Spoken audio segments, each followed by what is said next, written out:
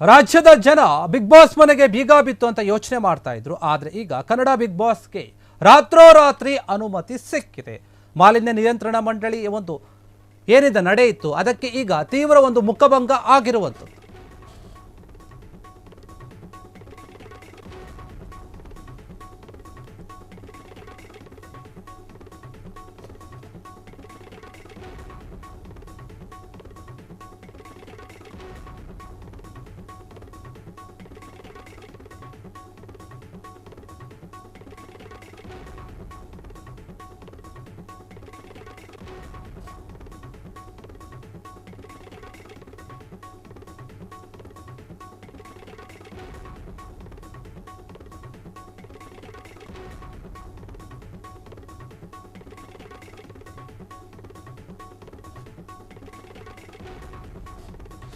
Big boss ಸೇರಿದೆ Kannada big boss ಸಾಕಷ್ಟು ಜನರ ಒಂದು ಮೆಚ್ಚುಗೆ ಶೋ ಇದು. ಇದಕ್ಕೆ ಬೀಗ ಹಾಕಿದ್ರು ಸಾಕಷ್ಟು ಜನಕ್ಕೆ ಆತಂಕ ಆಗಿತ್ತು. ಆದರೆ ಈಗ ಅದಕ್ಕೆ ಚಿಂತೆ ಪಡೋ ಅಗತ್ಯ ಇಲ್ಲ. ಯಾಕಂದ್ರೆ ಕನ್ನಡ ಬಿಗ್ ಬಾಸ್ ಈಗ ರಾತ್ರೋರಾತ್ರಿ ಓಪನ್ ಆಗಿದೆ, ಅನುಮತಿ ಸಿಕ್ಕಿದೆ. ಮಾಲಿನ್ಯ ನಿಯಂತ್ರಣ ಮಂಡಳಿ ಏನಿದೆ ಅದಕ್ಕೆ ಈಗ ತೀವ್ರ ಮುಖಭಂಗ ಆಗಿರಬಹುದು. ಯಾಕಂದ್ರೆ ಜಾಲಿವುಡ್ ಸ್ಟುಡಿಯೋಗೆ ಬೀಗ ಜಡಿದಿತ್ತು ಮಂಡಳಿ. ರಾಮನಗರ ಜಿಲ್ಲೆಯ ಬಿಡದಿ ಬಳಿ ಇರುವಂತಹ ಒಂದು ಜಾಲಿವುಡ್ ಸ್ಟುಡಿಯೋದಲ್ಲಿ ಬಿಗ್ ಬಾಸ್ ಒಂದು ಶೋ ನಡೀತಾ ಇತ್ತು. ಅಲ್ಲಿ ಸ್ಪರ್ಧಿಗಳಿದ್ರು. ಪರಿಸರ ಮಾಲಿನ್ಯ ನಿಯಂತ್ರಣ ಮಂಡಳಿ ಏನಿದೆ ಅದು ಒಂದು ನೋಟಿಸನ್ನು ಕೊಟ್ಟಿದ್ದು, ಬಂದ್ ಮಾಡಿ ಅಂತ ಹೇಳಿದ್ದು, ಬಂದ್ ಕೂಡ ಮಾಡಿಸಿತ್ತು. ಆದರೆ ಈಗ ಅದಕ್ಕೆ ತೀವ್ರ ಮುಖಭಂಗ ಆಗಿದೆ. ಮಾಲಿನ್ಯ ನಿಯಂತ್ರಣ ಮಂಡಳಿಯ ಅಧ್ಯಕ್ಷ ಆಗಿರುವಂತಹ ನರೇಂದ್ರ ಸ್ವಾಮಿ ಅವರು ಏನಿದ್ದಾರೆ ಅವರು ಆದೇಶ ಕೊಟ್ಟಿದ್ರು. ಆದರೆ ಯಾವ ಪುರುಷಾರ್ಥಕ್ಕೆ ಜಾಲಿವುಡ್ ಸ್ಟುಡಿಯೋಗೆ ಬೀಗ ಹಾಕಿದ್ರು ಎನ್ನುವಂತಹ ಪ್ರಶ್ನೆ ಮೂಡ್ತಾ. ಯಾಕಂದರೆ ಒಂದೇ ಒಂದು ದಿನಕ್ಕೆ ಅಂದರೆ ಓಪನ್ ಮಾಡುವ ಒಂದು ಸಲುವಾಗಿ ಬೀಗ ಹಾಕಿದ್ರ, ಒಂದೇ ದಿನ ನೀವು ಕ್ಲೋಸ್ ಮಾಡಿಸೋ ಹಾಕಿದ್ರೆ ಯಾಕೆ ನೀವು ಈ ರೀತಿಯಾಗಿ ಒಂದು ನೋಟಿಸನ್ನು ಕೊಟ್ರಿ, ಯಾಕೆ ಬಂದ್ ಮಾಡಿದ್ರಿ, ಯಾಕೆ ಬೀಗ ಹಾಕಿದ್ರಿ, ಯಾಕೆ ಎಲ್ಲರೂ ಕೂಡ ಪ್ರಶ್ನೆ ಮಾಡೋ ರೀತಿಯಲ್ಲಿ ಮಾಡ್ಕೊಂಡ್ರಿ? ಇಡೀ ಕರ್ನಾಟಕದ ಜನನೇ ನಿಮ್ಮ ಬಗ್ಗೆ ಮಾತಾಡೋ ರೀತಿಯಲ್ಲಿ ಆಗ್ಬಿಡ್ತಲ್ಲ ನಿಯಂತ್ರಣ ಮಂಡಳಿ ಬಗ್ಗೆ ಅನ್ನೋ ರೀತಿಯಲ್ಲಿ ಮಾತನಾಡ್ತಾ ಇದ್ದಾರೆ. ಇದರಿಂದ ತೀವ್ರ ಮುಖಭಂಗ ಆದಂತೆ ಕಾಣ್ತಾ ಇದೆ ಮಾಲಿನ್ಯ ಮಂಡಳಿಗೆ. ಹೀಗಾಗಿ ಮಧ್ಯರಾತ್ರಿನೇ ಸ್ಟುಡಿಯೋ ಗೇಟ್ ಓಪನ್ ಆಗಿದೆ. ಓಪನ್ ಅನ್ನು ಮಾಡಿಸಿದ್ದಾರೆ ಅಲ್ಲಿನ ಜಿಲ್ಲಾಧಿಕಾರಿಗಳು ಕೂಡ, ಅವರು ಕೂಡ ಸಾಥ್ ಕೊಟ್ಟಿದ್ದಾರೆ. ಬೆಂಗಳೂರಿನ ದಕ್ಷಿಣ ಜಿಲ್ಲಾಧಿಕಾರಿ ಆಗಿರುವಂತಹ ಯಶವಂತ್ ಗುರುಕಲ್ ಏನಿದ್ದಾರೆ ಅವರೇ ನಿಂತು ಗೇಟನ್ನು ಓಪನ್ ಮಾಡಿಸಿರುವಂಥದ್ದು, ಅನುಮತಿಯನ್ನು ಕೊಟ್ಟಿರುವಂಥದ್ದು. ಹೀಗಾಗಿ ಕನ್ನಡ ಬಿಗ್ ಬಾಸ್ ಶೋ ಈಗ ಎಂದಿನಂತೆ ದಿನನಿತ್ಯದಂತೆ ಮುಂದುವರಿಯುತ್ತೆ. ಶೋ ಆರಂಭ ಆಗುತ್ತೆ. ಮಧ್ಯರಾತ್ರಿಯಿಂದಾನೇ ಆರಂಭ ಆಗಿಬಿಟ್ಟಿದೆ. ರಾತ್ರೋರಾತ್ರಿ ಓಪನ್ ಮಾಡಿದ್ದಾರೆ ಬಿಗ್ ಬಾಸ್ ಮನೆಯನ್ನು. ಏನು ಬೀಗ ಹಾಕಿದ್ರು, ಸೀಲ್ ಹಾಕಿದ್ರು. ಮಾಲಿನ್ಯ ನಿಯಂತ್ರಣ ಮಂಡಳಿ ನೋಟಿಸ್ ಕೊಟ್ಟಿತ್ತು. ತ್ಯಾಜ್ಯ ವಿಲೇವಾರಿ ಮಾಡೋದ್ರಲ್ಲಿ ಎಲ್ಲೋ ಒಂದು ಕಡೆ ಲೋಪದೋಷ ಕಂಡು ಬಂದಿತ್ತು. ನೆಗ್ಲೆಕ್ಟನ್ನು ಮಾಡಿದ್ರು, ಸರಿಯಾದ ರೀತಿಯಲ್ಲಿ ಆಗ್ತಾ ಇಲ್ಲ ಅಂತ ಹೇಳಿ ನೋಟಿಸ್ ಕೊಟ್ಟಿತ್ತು. ಅದನ್ನು ಗಂಭೀರವಾಗಿ ತೆಗೆದುಕೊಂಡು ಬೀಗ ಕೂಡ ಹಾಕ್ಸಿಬಿಟ್ಟಿದ್ರು. ಆದರೆ ಈ ರೀತಿ ಒಂದೇ ದಿನಕ್ಕೆ ಬೀಗ ಹಾಕ್ಸೋಕ ನೀವು ಬಿಗ್ ಬಾಸನ್ನು ನಿಲ್ಲಿಸಿದ್ದು, ಬೀಗ ಹಾಕ್ಸಿದ್ದು ಯಾಕೆ ಬೇಕಿತ್ತಿದ್ದು? ನಿಮಗೆ ಅವಮಾನ ಆದಂಗೆ ಆಯ್ತಲ್ಲ ಅನ್ನೋ ರೀತಿಯಲ್ಲಿ ಮಾತನಾಡ್ತಾ ಇದ್ದಾರೆ. ಜಾಲಿವುಡ್ ಸ್ಟುಡಿಯೋ ಏನಿದೆ ಅದೀಗ ಓಪನ್ ಆಗಿದೆ. ಬೀಗ ಹಾಕಿದ್ರು ಓಪನ್ ಆಗಿದೆ, ಶೋ ಆರಂಭ ಆಗಿದೆ.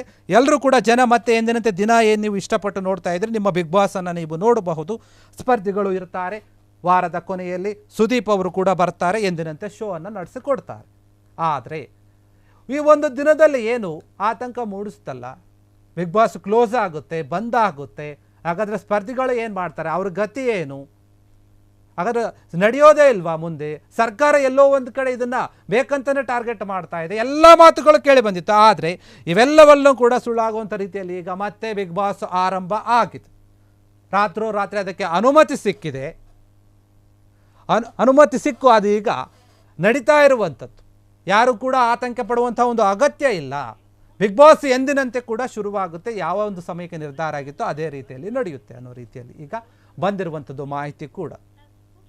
ಖಾಸಗಿ ವಾಹಿನಿ ಒಂದು ನಡೆಸ್ತಿರುವಂಥ ಒಂದು ಬಿಗ್ ಬಾಸ್ ಏನಿದೆ ಸಾಕಷ್ಟು ಮನೋರಂಜನೆಯನ್ನು ಕೊಡುತ್ತೆ. ಸಾಕಷ್ಟು ಅಭಿಮಾನಿಗಳು ನೋಡ್ತಾರೆ, ಪ್ರೇಕ್ಷಕರು ಏನಿದ್ದಾರೆ ಅದನ್ನು ಇಷ್ಟಪಟ್ಟು ನೋಡ್ತಾರೆ. ಸ್ಪರ್ಧಿಗಳು ಮಾಡುವಂತಹ ಒಂದು ವರ್ತನೆ ಆಗಿರ್ಬೋದು, ಮಾತುಗಳಾಗಿರ್ಬೋದು, ಜಗಳ ಆಗಿರ್ಬೋದು, ಟಾಸ್ಕ್ಗಳಾಗಿರ್ಬೋದು, ಎಲ್ಲವನ್ನು ಕೂಡ ಖುಷಿಪಟ್ಟು ನೋಡ್ತಾರೆ. ಇಂತಹ ಒಂದು ದೊಡ್ಡ ಶೋಗೆ ಆತಂಕ ಎದುರಾಗಿತ್ತು. ಮಾಲಿನ್ಯ ನಿಯಂತ್ರಣ ಮಂಡಳಿ ನೋಟಿಸ್ ಕೊಟ್ಟು ಅದನ್ನು ಬೀಗ ಹಾಕ್ಸಿತ್ತು ಆ ಮನೆಗೆ. ಆದರೆ ಈಗ ಅದ್ಯಾವುದೂ ಕೂಡ ಏನೂ ಇಲ್ಲ, ಓಪನ್ ಆಗಿದೆ. ಶೋ ನಡೆಯುತ್ತೆ. ಎಂದಿನಂತೆ ನೀವು ನೋಡಬಹುದು. ಕಿಚ್ಚ ಸುದೀಪ್ ಅವರು ಬರ್ತಾರೆ. ಏನು ಡಿ.ಕೆ. ಶಿವಕುಮಾರ್ ಅವರು ಕೂಡ ಹೇಳಿದ್ರು ಈ ಒಂದು ವಿಚಾರದಲ್ಲಿ. ಅವರ ಮಾತು ಸಾಕಷ್ಟು ಕೇಳಿ ಬಂದಿತ್ತು. ಯಾಕಂದರೆ ನಟ್ಟು ಬೋಲ್ಟ್ ವಿಚಾರ ಏನಿದೆ ಚಿತ್ರರಂಗದ್ದು, ಅವರೇ ಎಲ್ಲೋ ಒಂದು ಕಡೆ ಅವರೇ ಮಾಡಿಸಿಬಿಟ್ಟಿದ್ದಾರೆ, ಅವರೇ ಒಂದು ಇದಕ್ಕೆ ಮೂಲ ಪ್ರೇರಣೆ ಅನ್ನೋ ರೀತಿಯಲ್ಲಿ ಮಾತನಾಡಿದರು. ಆದರೆ ಡಿ.ಕೆ. ಶಿವಕುಮಾರ್ ಅವರು ಹೇಳ್ತಾರೆ, ನೋಡಿ ಈ ಒಂದು ಶೋ ಏನೇ ಇದೆ ಅದನ್ನು ನಾನೇ ಓಪನ್ ಮಾಡಿದ್ದು, ಅಂದರೆ ಉದ್ಘಾಟನೆ ಮಾಡಿದ್ದು. ಅಂಥದ್ದನ್ನು ನಾನು ಯಾಕೆ ಈ ಥರ ಮಾಡ್ತೀನಿ? ಎಲ್ಲೋ ಒಂದು ಕಡೆ ಸುಮ್ಮನೆ ರಾಜಕೀಯವಾಗಿ ಎಲ್ಲರೂ ಮಾತನಾಡ್ತಾರೆ ಅಷ್ಟೇ, ಆದರೆ ಅದನ್ನು ಮಾತಾಡುವಂತಹ ಒಂದು ಅಗತ್ಯತೆ ಇಲ್ಲ ಯಾರೂ ಕೂಡ.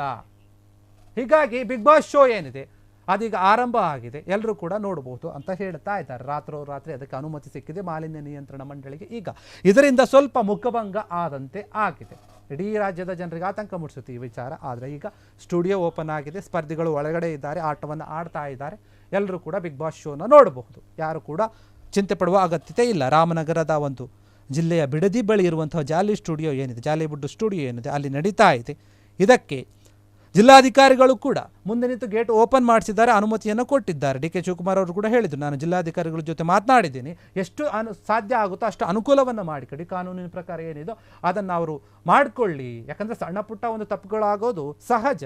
ಹೀಗಾಗಿ ಈ ರೀತಿಯಾಗಿ ಬಂದ್ ಮಾಡೋದು ಸರಿಯಲ್ಲ ಅನ್ನೋ ರೀತಿಯಲ್ಲಿನೇ ಮಾತಾಡಿದ್ದಾರೆ ಅನ್ಸುತ್ತೆ ಅವರು ಜಿಲ್ಲಾಧಿಕಾರಿಗಳ ಹತ್ರ. ಹೀಗಾಗಿ ಜಿಲ್ಲಾಧಿಕಾರಿಗಳು, ಬೆಂಗಳೂರು ದಕ್ಷಿಣ ಜಿಲ್ಲಾಧಿಕಾರಿ ಆಗಿರುವಂಥ ಯಶವಂತ್ ಗುರುಕಲ್ ಏನಿದ್ದಾರೆ ಅವರೇ ಮುಂದಿಂಟು ಓಪನ್ ಮಾಡಿಸಿದ್ದಾರೆ, ಅನುಕೂಲ ಮಾಡಿಕೊಟ್ಟಿದ್ದಾರೆ ಬಿಗ್ ಬಾಸ್ ಶೋಗೆ. ಈಗ ಶೋ ಆರಂಭ ಆಗುತ್ತೆ, ಶೋ ನಡೆಯುತ್ತೆ, ಎಲ್ಲರೂ ಕೂಡ ನೋಡಬಹುದು. ಕ್ಷಣ ಕ್ಷಣದ ಸುದ್ದಿಗಳಿಗಾಗಿ ಫ್ರೀಡಂ ಟಿವಿ ಸಬ್ಸ್ಕ್ರೈಬ್ ಮಾಡಿ, ಲೈಕ್ ಮಾಡಿ ಹಾಗೂ ಫಾಲೋ ಮಾಡಿ. ಹೊಸ ಸುದ್ದಿಗಳ ನೋಟಿಫಿಕೇಶನ್ಗಾಗಿ ಬೆಲ್ ಐಕಾನ್ ಮೇಲೆ ಕ್ಲಿಕ್ ಮಾಡಿ.